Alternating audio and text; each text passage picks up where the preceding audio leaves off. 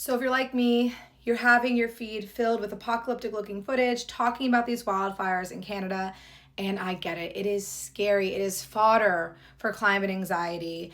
It is climate anxiety inducing. But wildfires are a complex thing, and the connection between climate change, the end of the world, and wildfires is tenuous at best. So, first of all, globally, the acreages burned by fires is down by about 25% in the last 20 years. And this is because of forest management. As the world gets wealthier and more developed, especially in places like Africa, you're doing less slash and burn agriculture, or you're just putting out fires that in the past would have burned. So, overall, the trend on globally on wildfires is going down. If you go back even further, we have satellite data going back to the 1990s, but we know globally, like in the 1900s and even before that, a lot of the globe burned because wildfires naturally would start. They would start from lightning, they can start from cook fires that get out of control.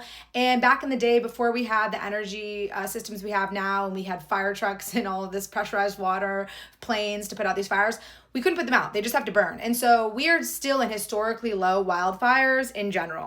Now, Canada is a tricky one because they do have an increased uptick in wildfires in recent years. So specifically, you can see 2023.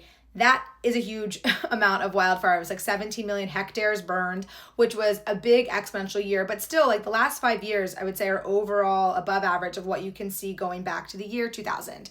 And so why is this happening? Well, it's a few things. Canada has adopted a policy where when there are fires, they kind of just let them burn now because in the past they were suppressing them so much that when fires would eventually burn, you would have this buildup of fuel load of sticks and brush and dead fuel that had built up for so many decades that when the fires finally did burn, they would be worse and they would spread faster. And so they know from looking at indigenous practices that burning was almost an annual thing. And we've been putting out fires for 100 years. So when you see this recent uptick, it's sort of like a reaction to the suppressing. And so they've now adopted, like, if it's in a rural area, it's not impacting anyone, let's let it burn. And even if it is impacting people, let's focus on the cities and let other places burn, because we know boreal forests, which is so much of Canada, right? This is actually how many fires are going on right now. Of the 800 going on right now, only 60 of them are actually being fought, and the rest are just like, let's let it burn. And so this is actually a below average burn year compared to past years. Only 1.4 million hectares have burned so far this year compared to last year. Already 4.6 million had burned at this point. And then again, think back to that 2023 year, that was a historic year. But I think the reason this is making the news is because of the way the wind has blown during these fires. It came down over the northern United States. It covered Manhattan. Of course, now we're all talking about it. It impacted where I lived. I mean, it was burning my throat and eyes for a few days. So I'm not saying this wasn't a big disturbance, and it was not fun. It wasn't pleasant. Nobody likes a wildfire moment. But now where I have the issue is I see posts like this that are just so hyperbolic and emotional. We're watching the world become less livable in real time. Somehow the most controversial part is saying it out loud.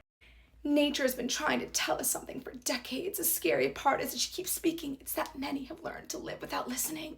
Sorry. Here's the thing, you guys. Wildfires have always happened. Historically, we've been suppressing them so much that now we're seeing an uptick. And then we have social media. We have all of these freaky images that anyone can capture now. We all have 24/7 news cycles in our phones. Back in the day, you would not be getting images of this. It would be maybe a nightly news segment for 5 seconds that a camera crew would catch, and maybe it would be a write-up in a newspaper. But now we all have the photos, and so it makes it seem like so much more apocalyptic and scary.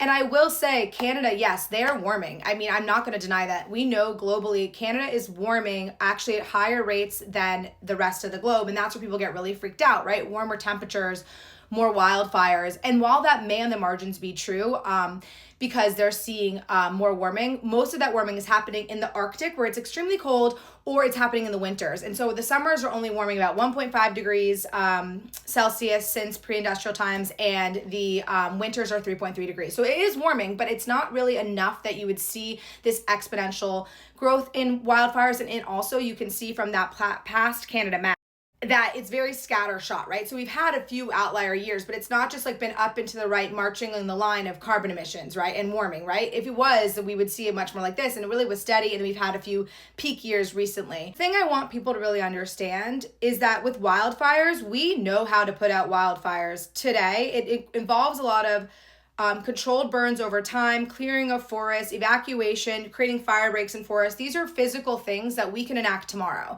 And the climate change conversation ends up being a bit of distraction, and it becomes this sort of nihilistic, quasi-religious feeling of overwhelm, like the world is burning and it's our fault. But even if you were to have Canada go completely net zero tomorrow, say they gave up fossil fuels completely, their carbon zero emissions went to zero, they only are responsible for 1.4% of global carbon emissions. So they would not even move the needle on warming. The planet is still warming. And so the argument really is, we are living in a warming world. We should be adapting. We should be using all of our wealth and resources and intelligence and problem solving to prevent wildfires, protect life, and make these things not as big as disasters when they come. Instead, when you get stuck in this death doom spiral that the world is burning, you're not going to solve the problem. And then your proposed solution of zero carbon emissions doesn't even fix the immediate issue, which is that these fires are burning and can be put out by better forest